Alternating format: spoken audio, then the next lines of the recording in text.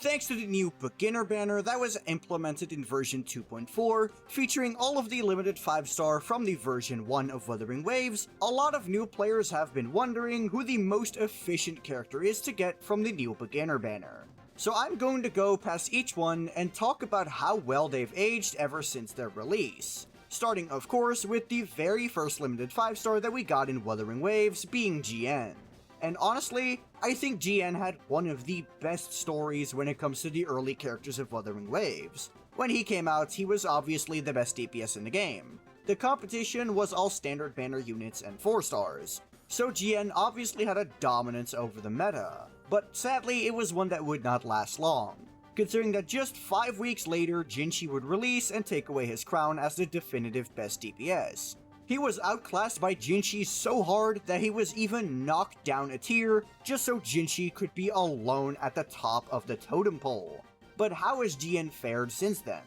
Well, honestly, Jiyan has been incredibly consistent, being a very powerful character even still within the Tower of Adversity, especially when you consider that his team is less expensive than most recent ones. But where Jiyan has really gotten his stocks up is with the release of Whimpering Wastes, being by far the biggest Jiyan shield that has ever been introduced.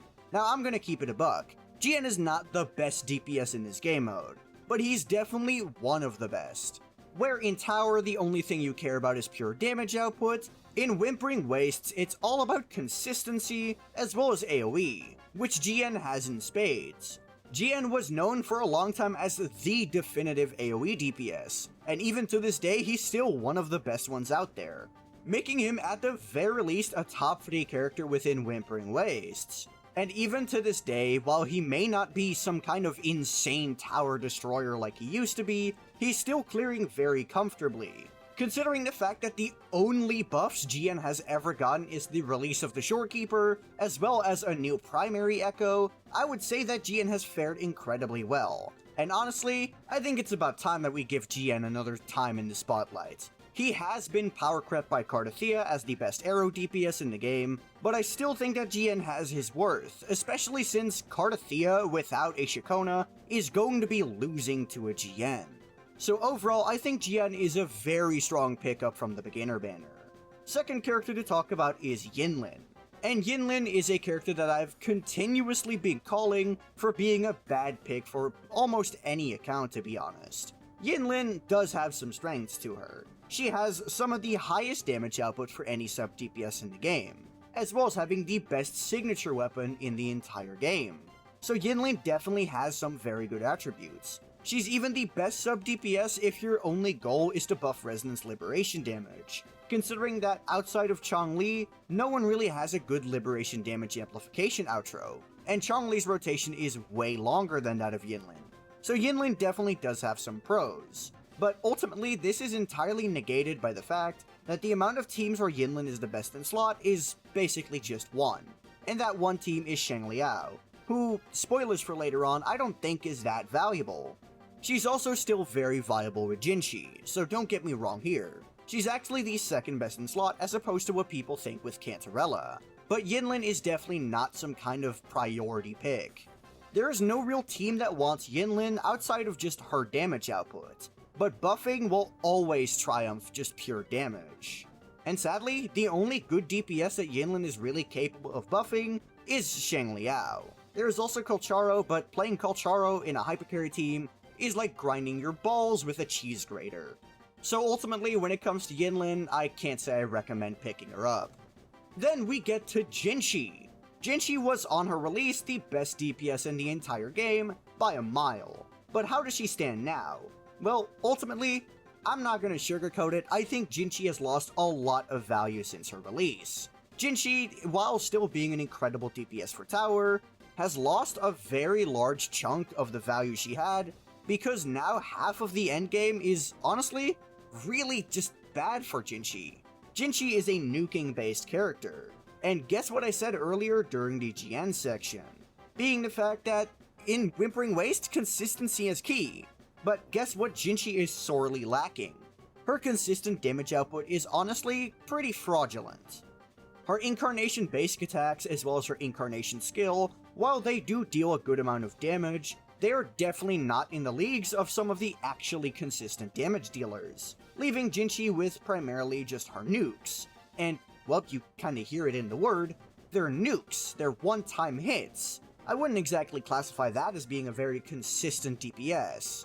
Don't get me wrong though, Jinhsi is still a good character, but you have to live with the fact that if you do pick up a Jinhsi, you're primarily using her for one of the endgame modes instead of both of them. But what does make this situation a little bit better is the fact that Tower demands you have 3 teams, whereas Whimpering Wastes only demands 2. So you can pick up a character that's just good for Tower but isn't going to help you much within Whimpering Wastes. And in that role, Jinhsi is very good. If you do pick her up, she has a wide variety of teammates, being Zhezhi, Yinlin, Cantarella, Mortefi, Yuanwu, and you can even use characters like Brant who don't have coordinate attacks if you use Verena as your healer. So Jinhsi, while definitely a solid pickup, I wouldn't prioritize her over Jiyan. And now going on to the next character, Changli. Changli is a bit of a weird case. When we talk about the beginner banner, I think Changli is not a good pickup. But when we talk about Changli as a character in general, I think she's actually very good. Because in order to get good value out of Changli, you need to fulfill either one of 2 requirements. Either you need to have the teammates to play the Changli hypercarry team, aka you need to have a good healer and then either Lupa or Brant as a support, or you simply need to lock in and get good and learn how to play quickswap. Changli is a very interesting character because outside of the very specific hypercarry teams with either Brant, Lupa, or using both of them, you're not going to be getting a good performance out of Changli unless you do quickswap shenanigans, which usually requires other limited 5-star characters like Phoebe, Carlotta, or Xiangli Yao. And at that point you're back to having an expensive character again.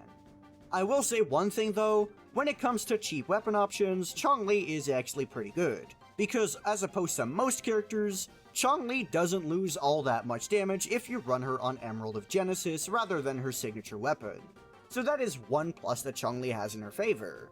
But I don't think it outweighs the fact that Changli as a first 5-star just isn't a good pickup, because you're most likely going to be tying her to other 5-stars, which is really inefficient if you're trying to build up a good account as fast as possible. Getting a good account ASAP is all about figuring out which DPSs work at the lowest levels of investment. And in that case, you're looking for characters like Phoebe, Camellya, or Carlotta, who are able to do a lot with very little, whereas Changli either needs a time investment for you to learn how to play quickswap teams, or you need to have money investment, where you get the characters that she synergizes well with in order to play her as a hypercarry. So ultimately, as a first 5-star pickup, not a good idea. But definitely do reconsider once you have gotten more comfortable with the game and have gotten more of the 5-star roster. And that brings us to Zhezhi.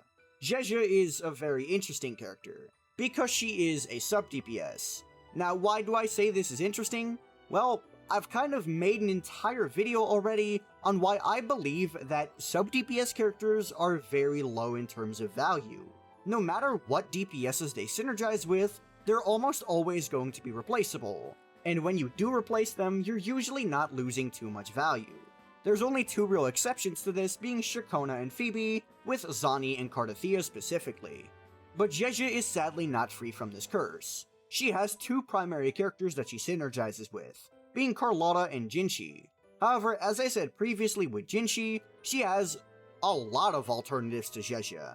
There is the 5-star ones I mentioned, being Brant, Cantarella, and Yinlin, but there's also 4-star options, in the form of Mortefi and Yuanwu. And for Carlotta, it's a pretty similar story. She can also use Brant and Cantarella, but you can also run 4-star characters like Tao Chi, Yang Yang, or even running Sanhua. You know, assuming she isn't being taken by literally anyone else. So ultimately, Zhezhi is incredibly easily replaceable, and if your goal is to get a good account as fast as possible, I think Zhezhi is simply not a good option. Definitely focus on getting DPSs first, and when you get a DPS that you like, be sure to get their sub-DPS, and if that isn't Jinhsi or Carlotta, Zhezhi is not on the table. Moving on to Xiangli Yao. Xiangli Yao is a character that I briefly discussed during the Yinlin segment, but not really in detail. Xiangli Yao definitely has some good attributes within his kit. For example, the initial hit of his liberation does a lot of damage, and it also groups up enemies. This means when dealing with crowds, Xiangli Yao has a very easy solution to when they split up, because at the literal beginning of his rotation, he just stops them from doing so. He's also capable of slowing enemies down, meaning that even when they try to run away after you cast your ultimate, they're incredibly slow, so they're not exactly going to get the chance to get far before you catch up to them. So ultimately, Xiangli Yao definitely does have some very big ease of use factors up his sleeve, but when we start looking at his performance, things get a bit more sad, because Xiangli Yao consistently has some of the lowest performances in both game modes when it comes to specifically limited characters. So before I go further, I'm going to say this right now. Xiangli Yao is a good character. He is not bad, that's not what I'm saying. I'm simply comparing him to other limited 5 stars, and pointing out the fact that compared to almost all of them, he is going to be underperforming. Within the Tower of Adversity, at this point he's been outclassed by plenty of characters. On his release, he was already worse than Jinhsi, and then Camellya came out, then Carlotta came out, then Phoebe came out, Zani, etc. We just got a lot of DPSs who simply do more damage than him. So in Tower, he's a very low priority pick. And while in Whimpering Waste his grouping and slowdown might seem incredibly convenient, his damage output is going to be felt. A lot of his damage is put into his Forte Enhanced skill within his Liberation. So when you're doing your basic attacks and your skills, you're not really going to be doing that much damage. It's a pretty similar situation to Jinhsi, just a lot less exaggerated than with Jinhsi. But it does hurt his performance, meaning that usually he is going to be outperformed by other 5-star characters like Zani, Cartethyiawuwa, or even Camellya and Jiyan, who are also on the beginner banner. So I don't think picking up Xiangli Yao is exactly a priority.